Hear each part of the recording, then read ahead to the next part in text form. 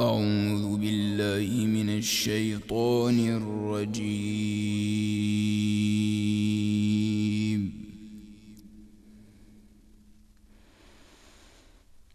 بسم الله الرحمن الرحيم.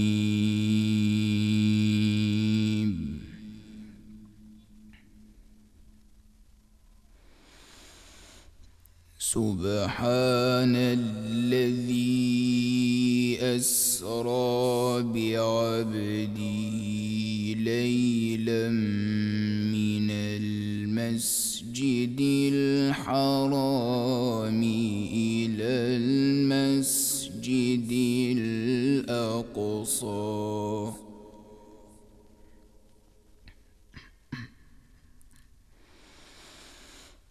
من المسجد الحرام إلى المسجد الأقصى الذي باركنا حوله لنريه من آياتنا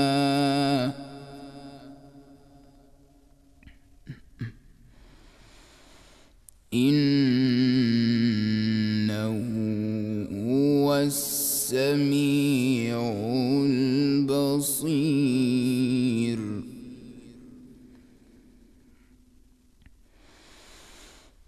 وآتينا موسى الكتاب وجعلناه هدى لبني إسرائيل ألا تتخذوا من دوني وكيلا.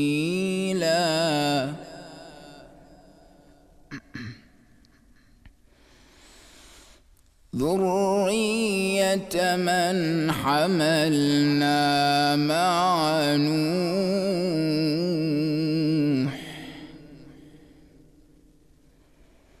إنه كان عبدا شكورا.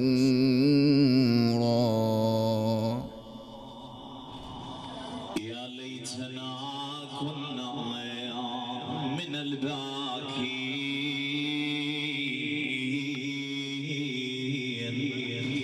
على ما جرى عليكم سادتي ونفوز بالدمعات فوزا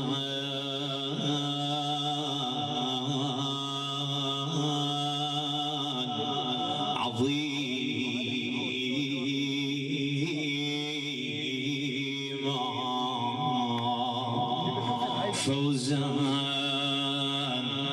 عظيما. يا حاملين نعش الخليل هذا لسان حال الذي فقد عزيزا على قلبه الوالد الوالدة الأخ العزيز والغالي.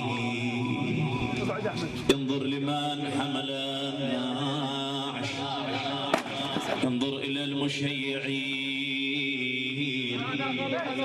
ينادي بلهفتين وعبرة تمسك بكم سعادتي بل أمنا من لجأ إلى حصنكم يوم فيا ليتنا يا ليتنا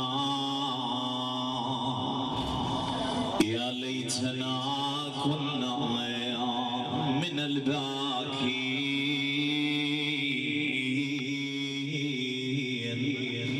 على ما جرى عليكم سادتي ونفوز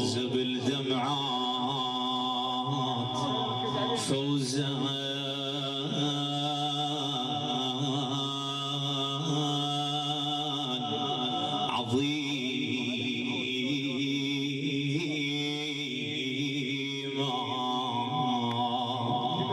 فوزان عظيما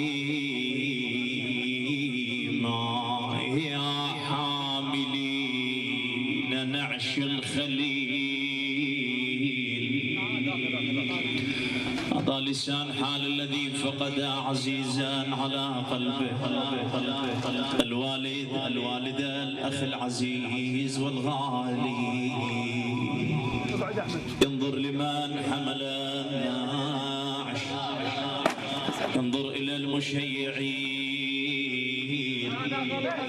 ينادي بلهفتين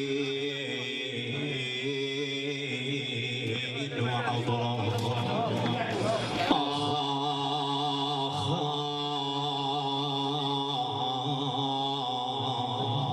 شتري يا حاملين نعش أخي حبيبي أخي. شتريد والله يا حاملين نعش الخليل.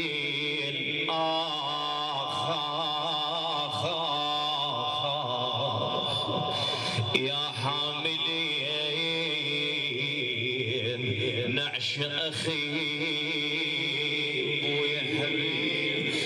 يا حاملين نعش أخي ريضوا انتظروا ودعوني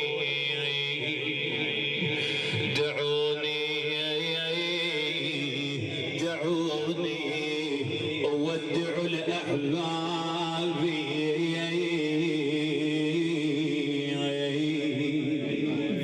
أنا سؤالي خويا سؤالي أريد أن أسأل أخي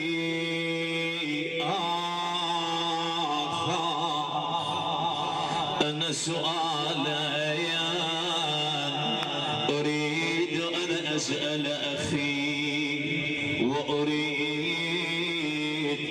من فم الراحل جوابي.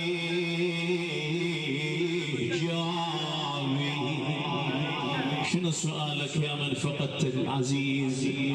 شنو سؤالك يا من فقدت الأخ العزيز والغالي؟ شو تريد تسأل؟ أنا سؤالا أريد أن أسأل أخي حبيبي وأريد من فم الراحي خويا جوابي. شنو سؤالك خويا؟ متى تعود؟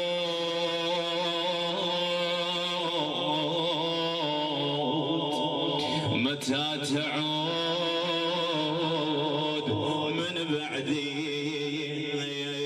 خويا؟ من بعد الغياب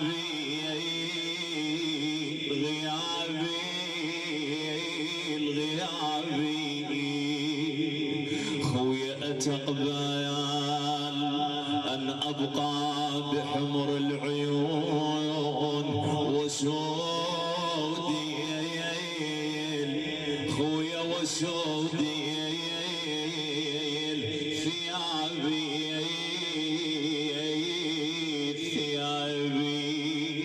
خويا تمر أيام فقدك تمر أيام فقدك شنهين سنين خويا تمر أيام تمر أيام فقدك شنهين سنين ولا نقدر يا خويا ننسى خويا تظل تبكي لواين يرجع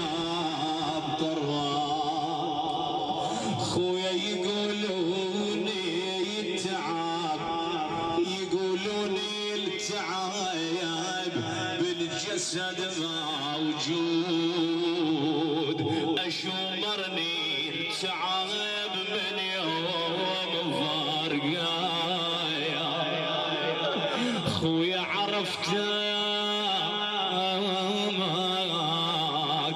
أنا عرفتك من تروح الطاولي هواي خويا وتمنيت الخذك ياخذني وياي خويا يا بضحكات الحلوة انتي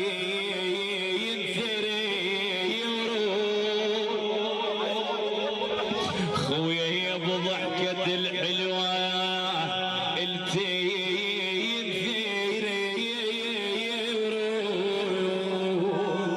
خويا ذبال وردك يا خويا وما حد سقاه خويا ليش استعجلت بالموت يا عضاي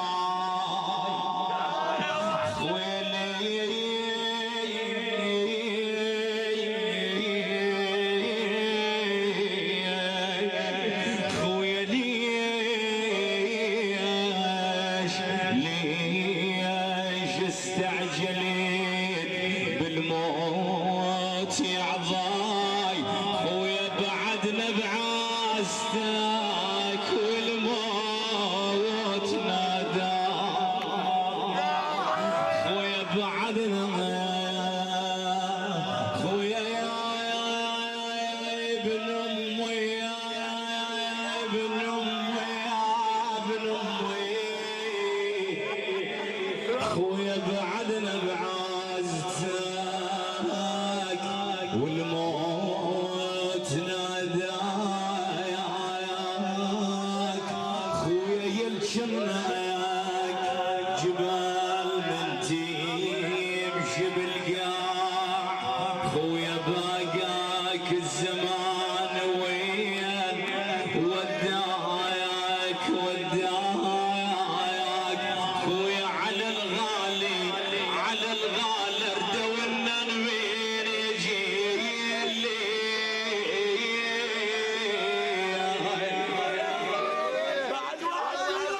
خويا على ونموي انا على ونموي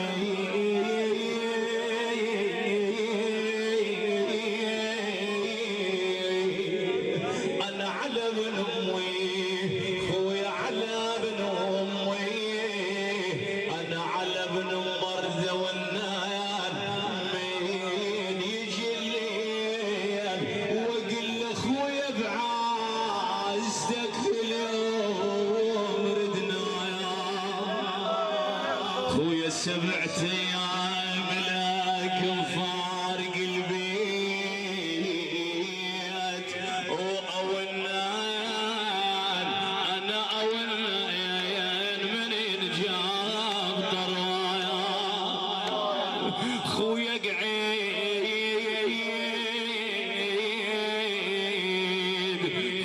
قعد وباصر لقوم عضاي وقوم يا عضاي خويا ترى الدنيا صعبة تريد خيوان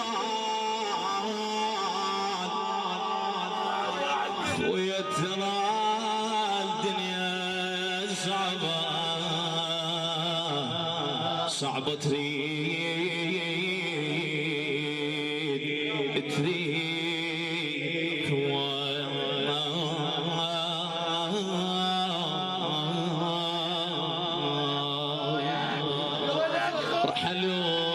رحلوا وما رحلوا غيل ودادي إنا لله وإنا إليه راجعون ولا حول ولا قوة إلا بالله العلي العظيم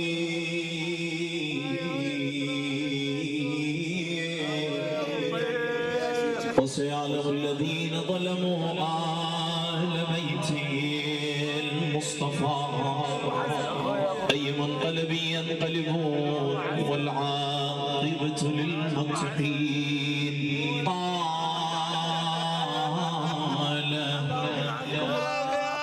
جل من قال في محكم كتابه وجليل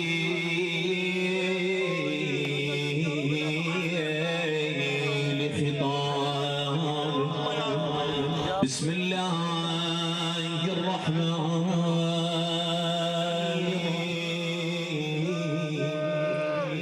وتوبوا إلى الله جميعا أيها المؤمنون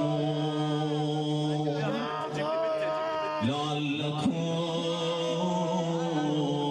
تفلحون.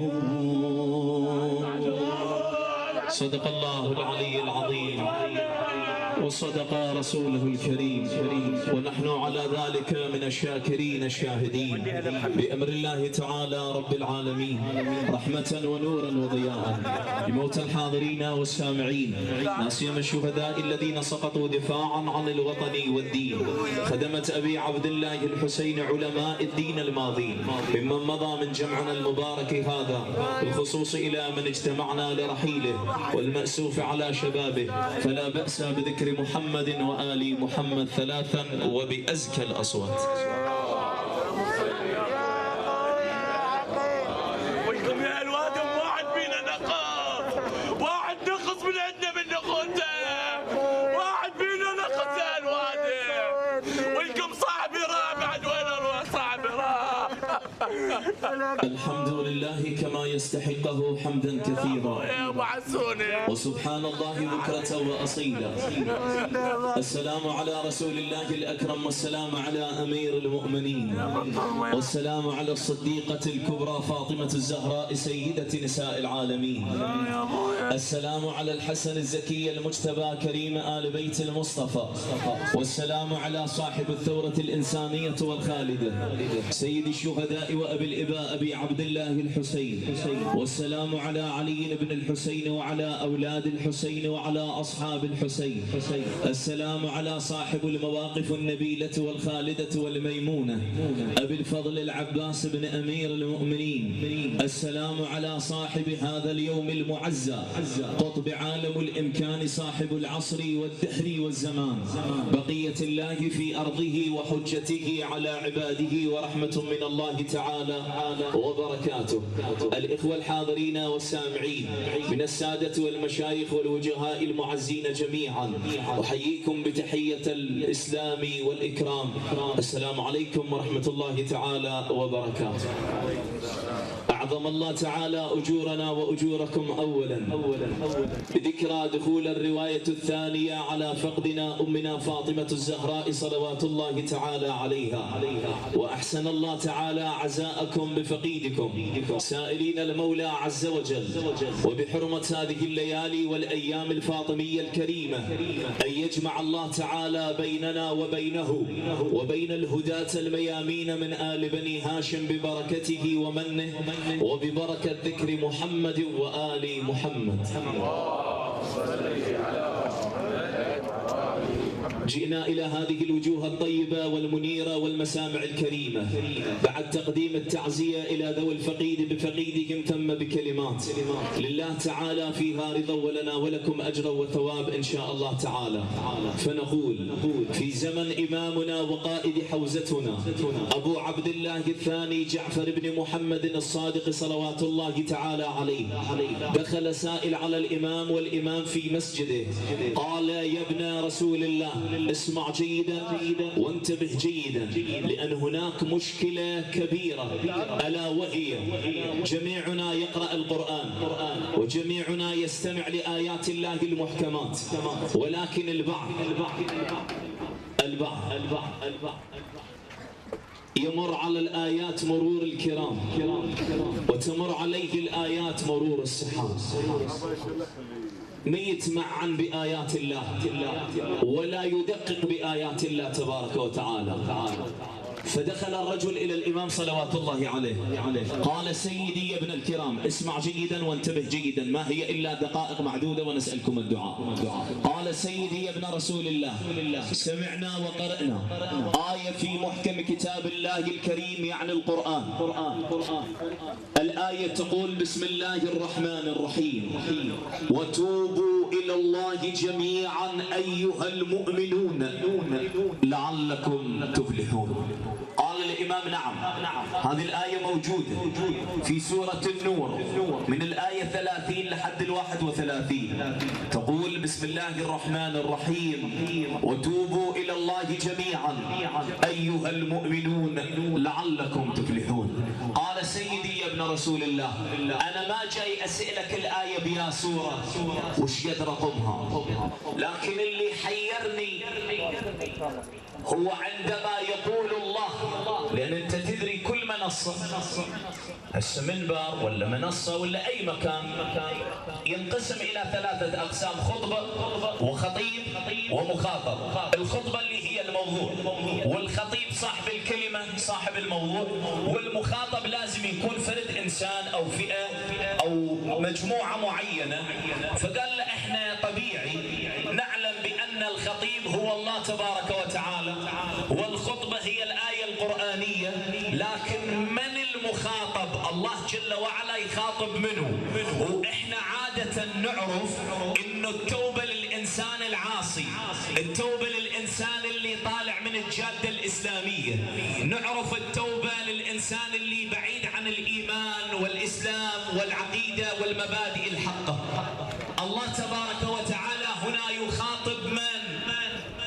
احنا عادة نعرف الآية والرواية عندما تقول توبوا إلى الله يعني للعاصي، للإنسان العاصي، للإنسان اللي طالع من الطريق أجلكم الله. لكن هنا في هذه الآية الكريمة بالله على الإخوة من السادة والمشايخ والوجهاء والشباب جميعا انتبه جيدا واسمع جيدا، لأن قلت لك ما هي إلا دقائق معدودة ونسألكم الدعاء. خلينا نستفاد من هذا البحث القيم جدا. فيقول له سيدي أنا اللي هامني ما أريد أعرف الآية بها سورة وش قد رقمها، بس اللي أريد أعرفه إنه الله تبارك وتعالى هو الخطيب والموضوع هو الخطبة. المخاطب من؟ الله جل وعلا ما يخاطب العاصين، ما يخاطب اللي طالعين من الجادة، يخاطب المؤمنين. اسمع جيدا وانتبه جيدا وتوبوا، اسمع وتوبوا إلى الله جميعا من أمة أيها المؤمنون بعدين لعلكم تفلحون. بل زين سيدي إذا هم مؤمنين شلون يتوبون إلى الله؟ كيف يتوب الإنسان المؤمن إذا هو مؤمن؟ هل يا ترى أن الإنسان عفوا القرآن فيه خطأ؟ لو الإنسان ما عرف يفسر آيات الله لو نقرأ ونمشي لازم نوقف على كل آية كريمة حتى نشوف شو يريد الله تبارك وتعالى. وتوبوا إلى الله جميعا أيها المؤمنون لعلكم تفلحون. فماكو الله.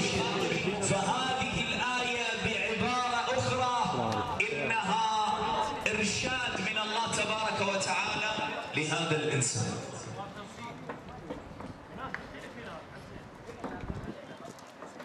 وكأنها رسالة من الله جل وعلا للإنسان المؤمن الذي غرته الحياة الدنيا فدخل في دهاليزها المظلمة. الله جل وعلا يدز له فرد رسالة يقول له عد من أين أتيت، ارجع.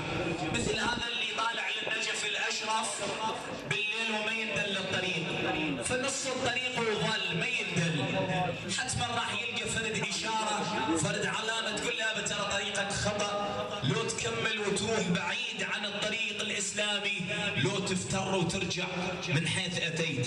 فلذلك الإمام ففي هذه الآية الكريمة الإمام صلوات الله غرته الحياة الدنيا ودخل في دهاليزها المظلمة يقول له ارجع إلى الله، عد إلى الله. خاف تضيع الطريق وبالتالي تصير الرجعة عليك بعيدة وطويلة، فارجع إلى الله وتوبوا إلى الله جميعا أيها المؤمنون بعد لعلكم تفلحون. زين متى يتوب الإنسان إلى الله؟ متى يتوب؟ أنا راح أقول لك في هذا العالم بعض النقاط، إذا ظهرت بعض النقاط فعلى الإنسان المؤمن تحديدا، هسه الإنسان المسلم بحث آخر، لكن على الإنسان المؤمن تحديدا أن يتوب إلى الله وأن يرجع إلى الله وأن يطلب العفو من الله تبارك وتعالى. وإذا هاي النقاط ما ظهرت بالمجتمع فانتظر لحد ما تظهر. اي نعم. زين هذه الامور موجوده لو ما موجوده؟ شنو هاي الامور؟ انا راح اقول لك وانت صاحب عقل لبيب، فشوف هاي الامور موجوده بالمجتمع، تحتاج ان يرجع الانسان الى الله وان يستغفر له. لا، شنو هاي الامور؟ اسمع جيدا. اذا كثر التفاخر والتباهي. شوف الموجودات، احسب اذا موجودات فاعلن التوبه واعلن الرجوع الى الله. هاي علما الكلام للانسان المؤمن الذي غرته الحياه الدنيا ودخل في دهاليزها المظلمه. الامام الصادق يقول له عد الى الله. انا اقول لك هاي العلامات اذا موجوده فعلى الانسان ان يغتنم الفرصه قبل تضييع الوقت وفوات الاوان. شنو هاي النقاط؟ اسمع جيدا. اذا كثر التفاخر والتباهي وعمرت المتاجر والملاهي وصار الفحش في الشاشات جهرا وضاع الدين في لهو المقاهي ومالت كفة الميزان ظلما وضاع العدل وانعدم التناهي ولم يحكم بشرع الله قاض هنا قد حلت بنا أدهى الدواهي فتب لله مستغفر منيبا وقل رباه عفوك يا إلهي. موجودة مولانا هاي النقاط بالمجتمع لو لا؟ أنت الآن صاحب عقل لبيب واجتماعي، موجودة هاي النقاط بالمجتمع لو لا؟ إذا كثر التفاخر والتباهي وعمرت المتاجر والملاهي وصار الفحش في الشاشات جهرا وضاع الدين في لهو المقاهي ومالت كفة الميزان ظلما وغاب العدل وانعدم التناهي ولم يحكم بشرع الله قاض هنا قد حلت بنا أدهى الدواهي فلا تعجب لقولي يا صديقي فهذا الأمر قد شغل انتباهي فتب لله مستغفر منيبا وقل رباه عفوك يا إلهي. موجودة سيدنا لولا؟ موجودة شيخنا لولا؟ موجودة بالمجتمع. فعلى الإنسان أن يتوب إلى الله. زين سيدي، هل لهذه التوبة من شروط؟ هل لهذه التوبة من مقدمات؟ لكل شيء لازم أكو مقدمة. مقدمة الزواج أكو خطبة، مقدمة الصلاة لازم أكو وضوء، مو لا؟ مقدمة الدفن لازم أكو مراسيم للميت للمتوفى. زين هاي التوبة هم إلها مقدمات وأساسيات لولا؟ إي نعم. قال رسول الله صلى الله عليه وآله لا يعد الإنسان تائبا حتى يحرص على 5 نقاط. شنو هاي الخمسة؟ أولا الإخلاص. يعني شنو؟ أن تكون توبة الإنسان المؤمن اللي غرته الحياة الدنيا، أن تكون هذه التوبة خالصة لوجه الله، لوجه الله، لا خوفا من نار الله ولا طمعا بجنة الله تبارك وتعالى، لوجه الله الكريم. هذه أولا الإخلاص. ثانيا الإقلاع. شنو الإقلاع؟ جنابك الكريم جبت لك فلس سدرة نبق خليتها بالبيت، كبرتها وطيتها ماي وشوية شوية إلى أن كبرت وطلع ثمارها، لكن بالتالي قامت تأذيك. الأطفال يشامرون عليك طابوك، وقامت تطلع أغصانها على الوايرات وتقطعهن وتطلع على الشارع وتأذي البيت وتقلب السياج. مو لا تريد تتخلص منها شو تسوي؟ لازم تقلعها، تتخلص منعتها. فالتوبة كذلك. يقول النبي صلى الله عليه وآله 5 نقاط للإنسان اللي يريد يتوب إلى الله. النقطة الأولى الإخلاص. ثانيا الإقلاع، يعني اقلع الذنوب من عروقها، من جذورها طلعها. وين موجود موجودة بعين الإنسان، دماغ الإنسان، قلب الإنسان، نفس الإنسان، روح الإنسان. وين ما كانت الإقلاع. النقطة الثالثة بعد الإخلاص وبعد الإقلاع يقول العزم على عدم الرجوع. يعني خلاص ربي أنا إلك تايب بعد ما أرجع. ليش؟ لأن اللي يعرض عن ذكر الله له معيشة شنو؟ ضنكا. زين اللي توكل على الله ومشى بدرب الله خون فتحت بوجهه شوية ورجع عاد إلى طريقه، الطريق المخوش رجع الطريقة. هنا يقول إن عادوا عدنا، هم راح يرجع إلى المعيشة الضنكة. فيحتاج الإنسان الإخلاص ويحتاج الإقلاع ويحتاج العزم على عدم الرجوع إلى الذنب. والنقطة الرابعة أن يكون ندمانا، تبين عليه علامات الندم. عادة الفرحان تلقاه تظهر عليه علامات الفرح، وعلامات الحزن واضحة على الإخوة الفاقدين. أخ عزيز وغالي على قلوبنا جميعا حقيقة، تلقى علامات الحزن مبينة، ولكن علامة الإنسان التائب إلى الله هي أن يكون ندمان.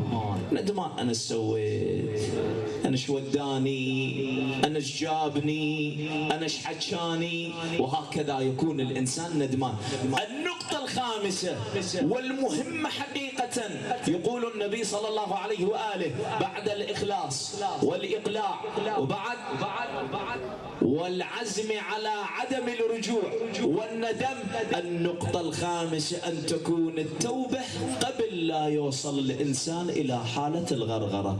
شنو حالة الغرغرة؟ يعني خلص ابن آدم قضى جميع الوقت بهذه الدنيا، ملذاتها، أمورها، وبالتالي عقب مارات كلش توصل روحه، يعني بلغت التراقي، بلغت الغرغرة، خلاص روحه راح تطلع. قال ربي أنا خلاص، ربي أنا إلك تايب. ليش ذاك العمر وين قضيته؟ هذا الإنسان تحديدا اللي خلص عمره بملذات الدنيا وصارت ساعته الصفر راح يدق الجرس الإنذار، خلاص راح تطلع روحه. قال ربي خلاص أنا تايب. إجاب القرآن الكريم بسم الله الرحمن الرحيم وليست التوبة للذين عملوا السيئات حتى إذا حضر أحدهم الموت قال ربي إني تبت الآن. يجاوب يقول وين وليست التوبة للذين عملوا السيئات حتى إذا حضر أحدهم الموت قال ربي إني تبت الآن. فأوصيكم ونفسي أولا بتقوى الله، وأوصيكم ونفسي أولا بالرجوع إلى الله، وأن نتزود من هذا العالم. عالمنا عالم الدنيا. ليش نتزود من هذا العالم؟ لأن الدنيا قنطرة يقول عنها أمير المؤمنين اعبروها ولا تعمروها. ولذلك علي بن أبي طالب بالليل يبكي صلوات الله عليه. يسأل أمير المؤمنين سيدي لما البكاء؟ ليش تبكي؟ قال ماكو شيء. يجي للحسين عليه السلام يجون أولاده يسألوه ما يجاوب، يقول ماكو شيء. بالأخير السلام عليكم.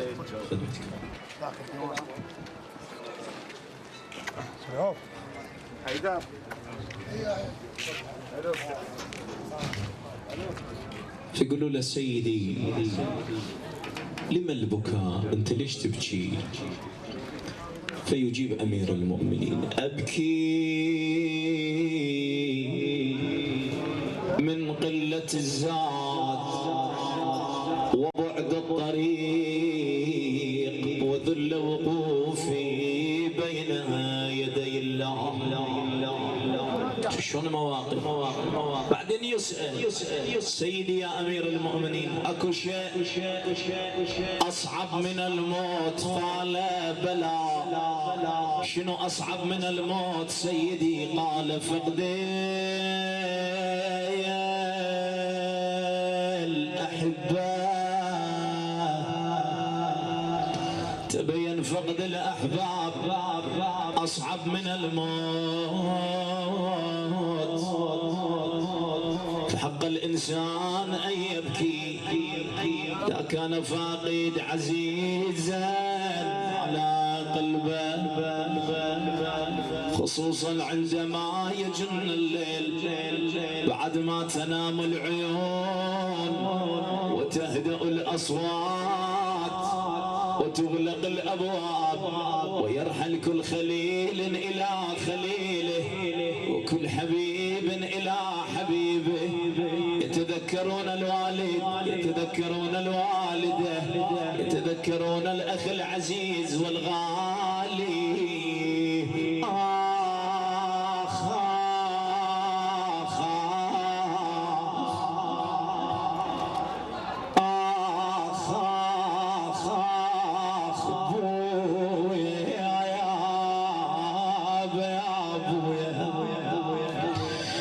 يوصون الأخوة يقولون اذكرنا الوالد كان الوالد خيمة الدار ستر الدار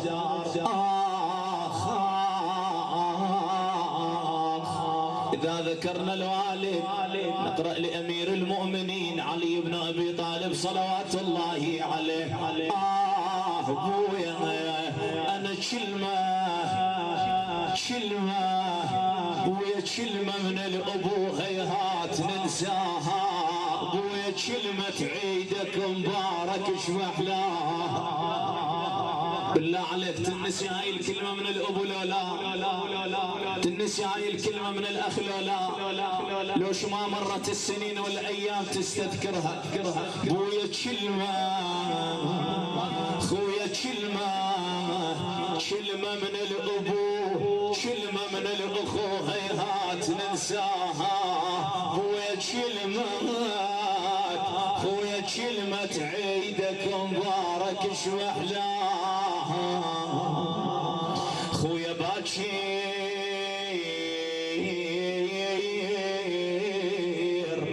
بويا باكر ترى باكر يجي العيد وانت ما موجود انا راح اقابل صورتك واتعايد وياك خويا باكر يلا حاجي خياك كما تكلم الحسين مع قمر العشيرة كما تكلم الحسين مع أمير المؤمنين بويا باكر يجي العيد وانت ما موجود خويا راح اقابل صورتك واتعايد وياك خويا مني تسمعها منك وبصباح العيد يا خويا المقبرة الصبح مو حلو ملقاه شتريد قلنا بابا خويا بابا مريت على خي وشفت مزدود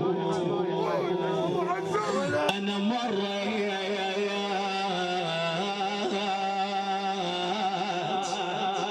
مريت على خي وشفت مزدود بويا بابا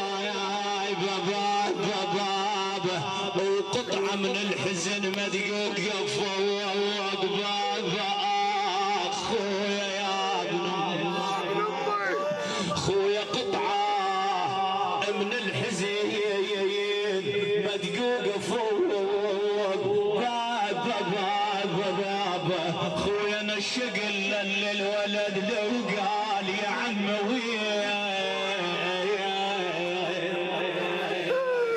خويا الشقلان انا الشقلان خويا لبنيتك لو قايلك يا عم وين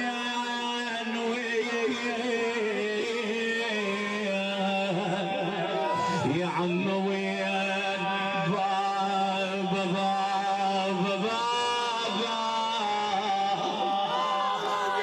خويا الشقلان لبنيتك لو تقلي عم وين بابا اقلها راح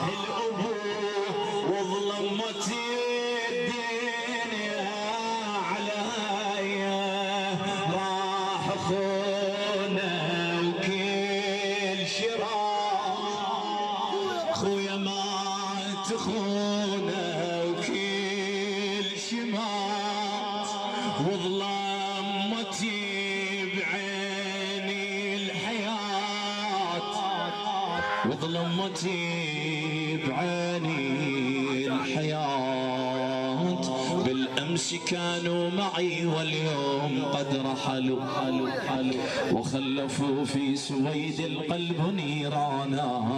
اعلموا إن هذه الدنيا لا بقاء لها، ونحمد المولى على نعمة نسيانا. البركة بالدعاء، شفاء المرضى بالدعاء، قضاء الحوائج بالدعاء، فجميعا ارفعوا أياديكم بالدعاء. بسم الله الرحمن الرحيم.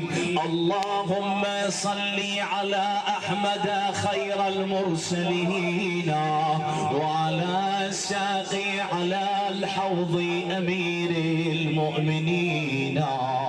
اللهم صل على أحمد خير المرسلين، وعلى الساقي على الحوض أمير المؤمنين، وعلى فاطمة الزهراء أم الأكرمين، وعلى السبطين والسجاد زين العابدين، وعلى الباقر والصادق علما ويقينا، وعلى الكاظم موسى والرضا فضلا ودينا، وعلى الهادي الذي أشرق كالشمس مبينا، والزكي العسكري الحسن الخلق أمينا، وعلى القائم بالقسط مغيثا ومعينا، آل ياسين الكرام الطيبين الطاهرين. ربنا سيدنا إلهنا صل عليهم أجمعين.